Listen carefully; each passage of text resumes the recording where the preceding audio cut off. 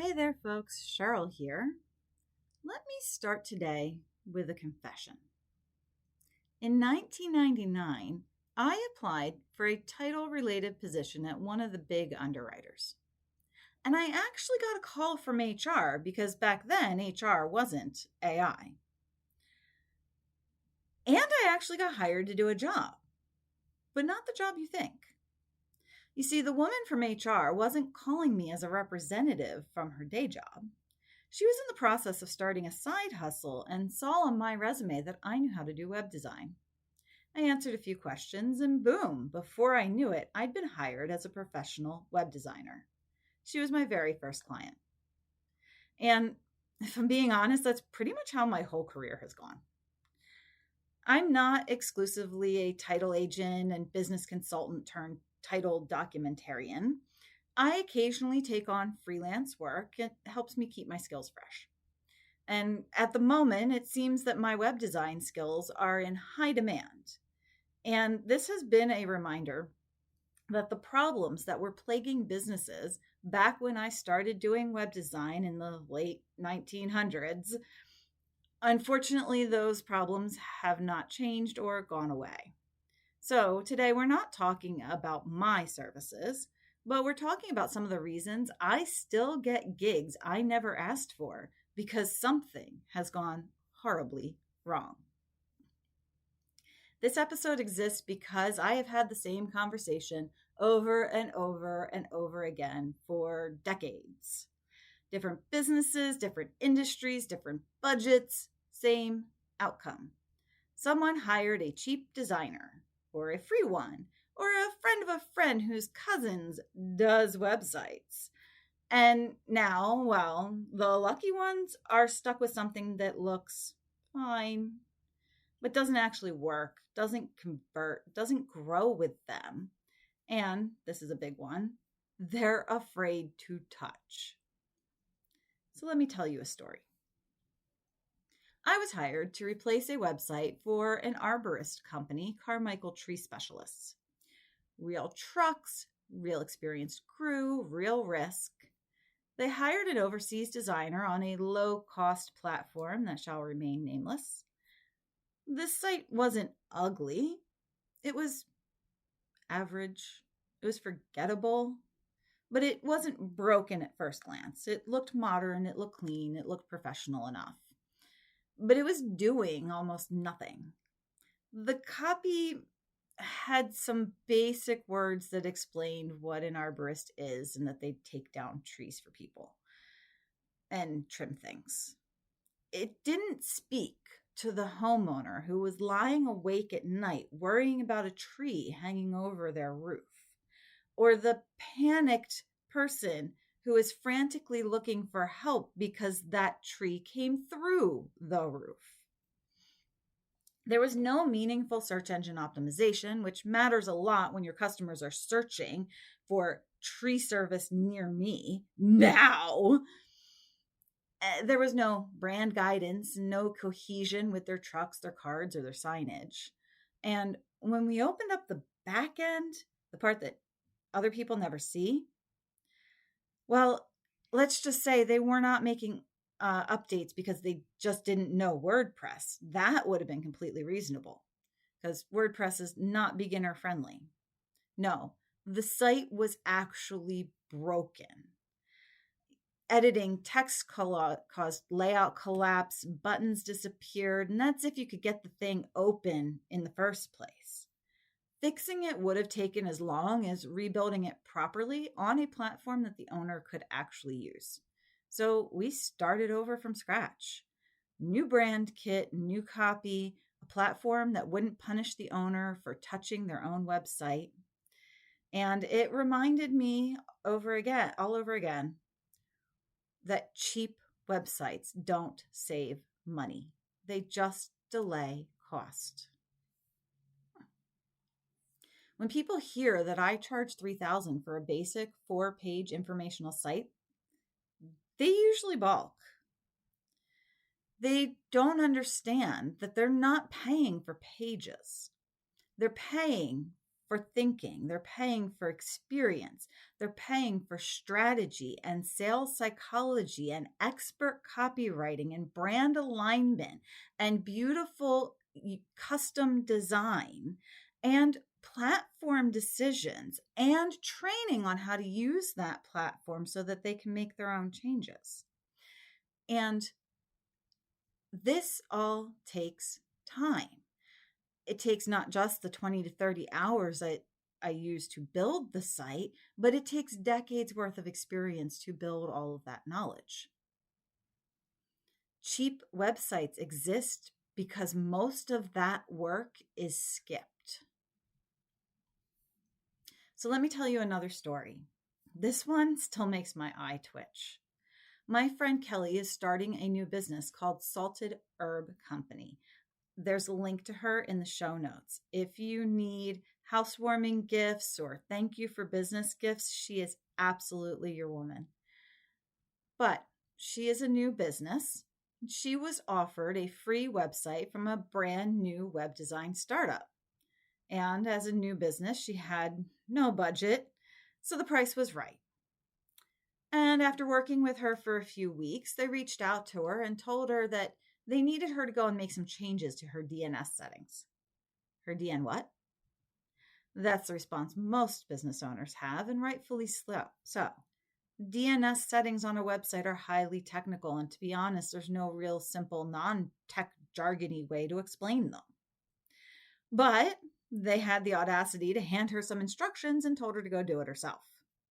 After 2 full days worth of frustration, she called me. And thank goodness she did, because if she had managed to follow what they wanted her to do, she would have broken her email completely. And it's the kind of mistake that make people hate Google for all the wrong reasons. And you might be asking yourself, why didn't the web company do this themselves if it's so technical? Good question. You got me, but I have seen it before. So I went and I fixed her DNS settings, and supposedly this was the only thing standing between them and hitting the publish button on her brand new website. 3 months later, she still has no website. And Kelly finally gave up. She opened an Etsy shop and she's forwarding her domain name to that so that she can move forward. And that is the real cost of bad web design. Lost momentum, lost confidence, lost profits, and months that you don't get back. So here's something that you should be asking yourself before you hire anyone. What do I need to be able to do on this site without help? Is it update text, change hours, add products, post a blog? Because that's going to determine what platform you should be building on. And if the response from your web designer is, just email me, I'll take care of it for you.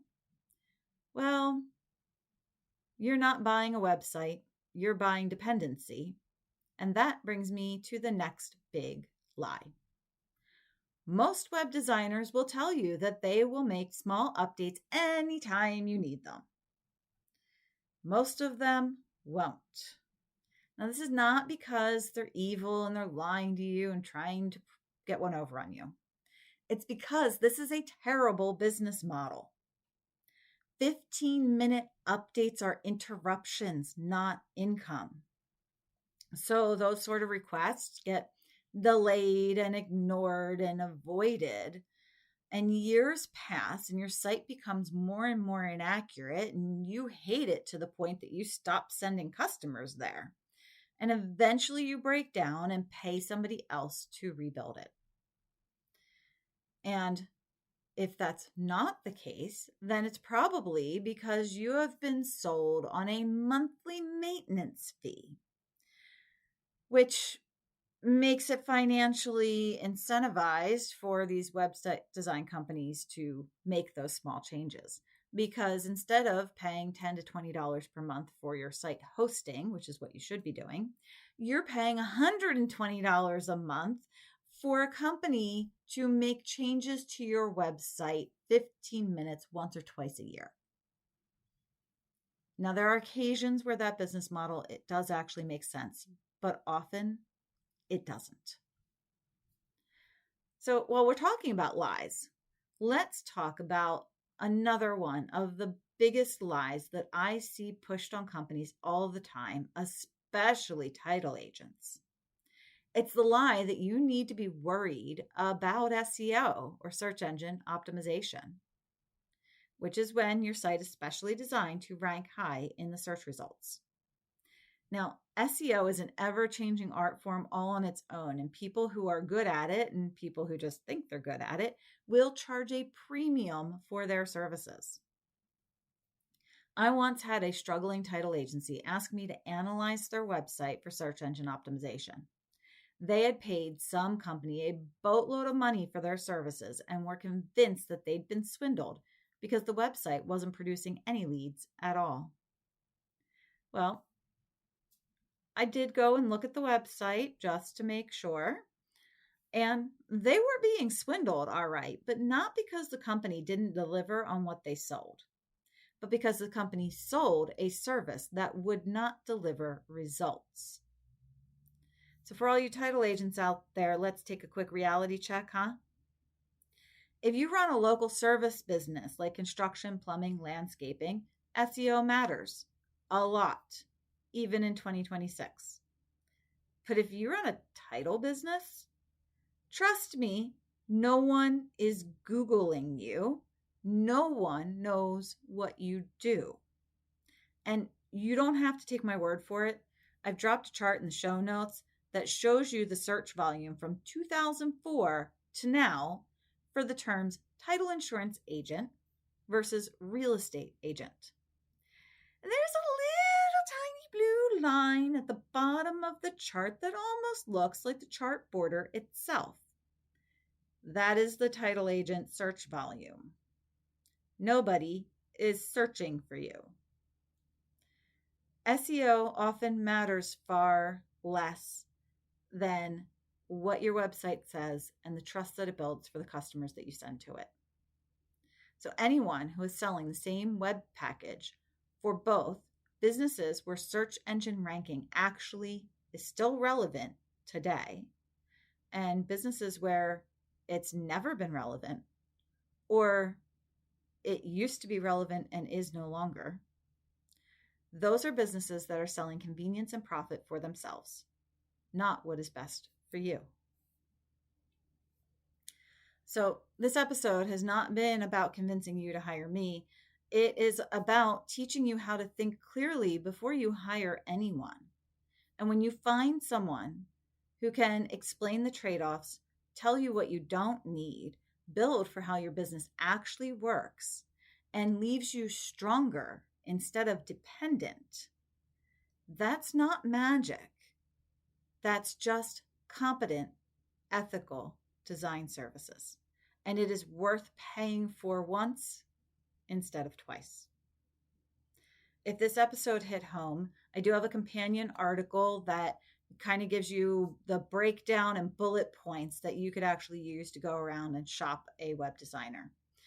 And if you haven't updated your website in the last decade, you definitely need to go shop a web designer. These things do change over time, styles change, and you're probably due for a refresh. And if you're sitting there thinking, okay, but I don't want to mess this up again, well, that's exactly where you should be. And your business should set you free. Your website should not trap you. So go grab that article and the checklist, and happy shopping.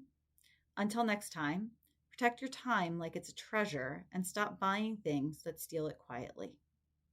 I'm Cheryl. I'll talk to you soon.